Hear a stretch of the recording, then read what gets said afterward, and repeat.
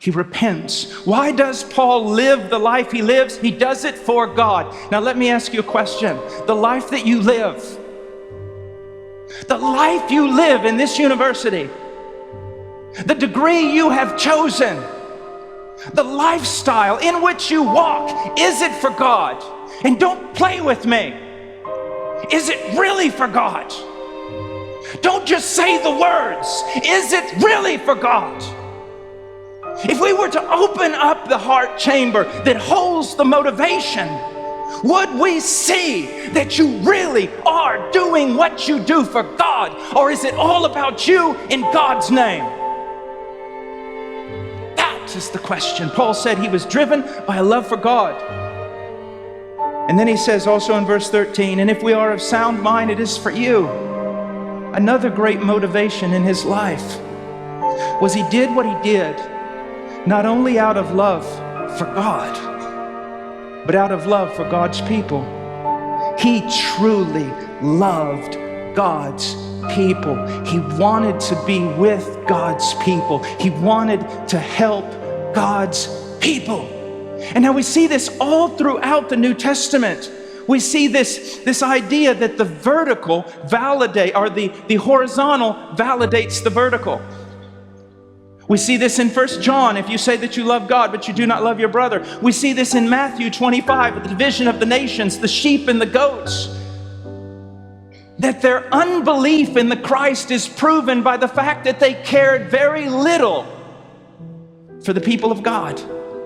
Now let me ask you a question, student. Are you doing what you do for Him? Or is He just some little piece of clothing you put on, some outward thing, a mere confession? Or do you ask yourself this question in your own heart? Just ask yourself, be your own preacher this morning. Preach to your heart. Ask your heart, do I actually do what I do for Him? And some of you who are given over, some of you who are trapped in sin, some of you who live in worldliness and carnality, you're going to have to say, no, I live a carnal lifestyle in the midst of Zion, in the midst of a place where the gospel is preached. I live a carnal lifestyle. My heart is full of carnality. I drink it down. I was thinking carnal thoughts when I came in this building, and I'll think those thoughts when I leave if this day is like any other day. I'm trying to hurt you, make no mistake about it, but in order to help you, I'm trying to hurt you. Think, discern, examine what you do. Is it for God? What you do, is it out of love for Him and out of love for His people? Powerful. Conversion is so powerful that if a man were to be converted and did not have access to any principles in the scriptures, he would still live a different way. You say, can you prove that? It's proven every day around the world where people are dying for Christ and they don't even have a complete New Testament.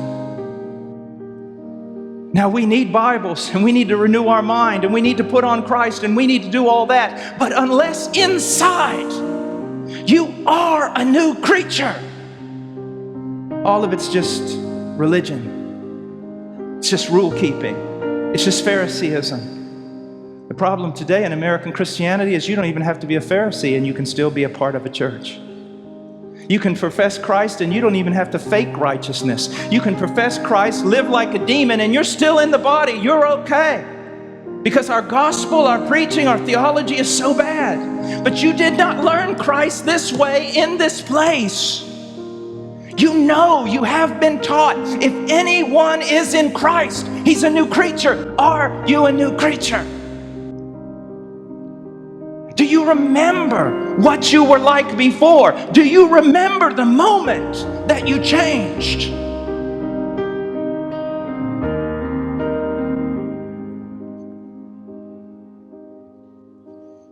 Let me give you an idea, just a short illustration of what that change is like, because I want to be very, very clear. There is a sense that the moment we are in Christ, we change.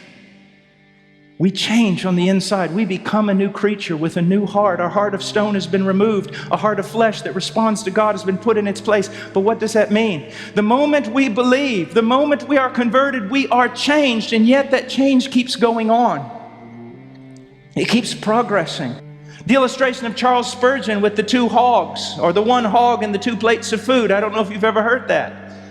You take a beautiful plate of the best food in California and put it over here. You put a pile of garbage here. You let a hog loose in the back. Where's the hog going to go? I was raised on a farm. I know exactly where he's going to go. He's going to go to the bucket of trash. Why? He's a hog.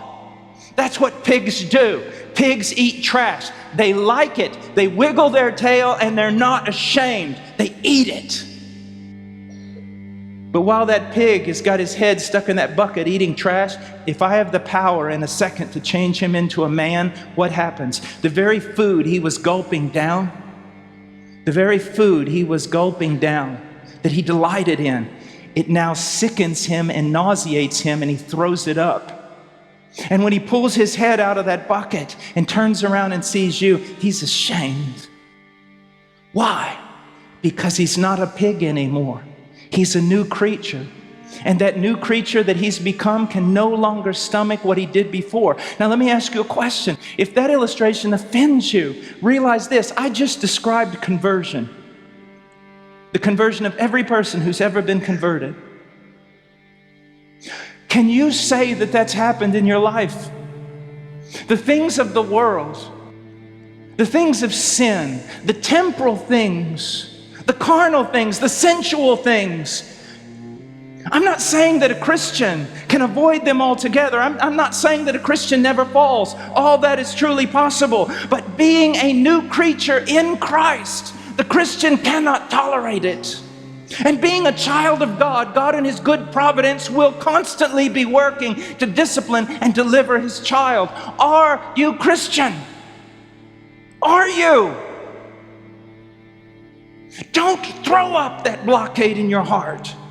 Oh, that the Spirit of God would tear it down. Don't reason yourself away from salvation, that God would illumine your mind. Some of you do not know God, and God does not know you.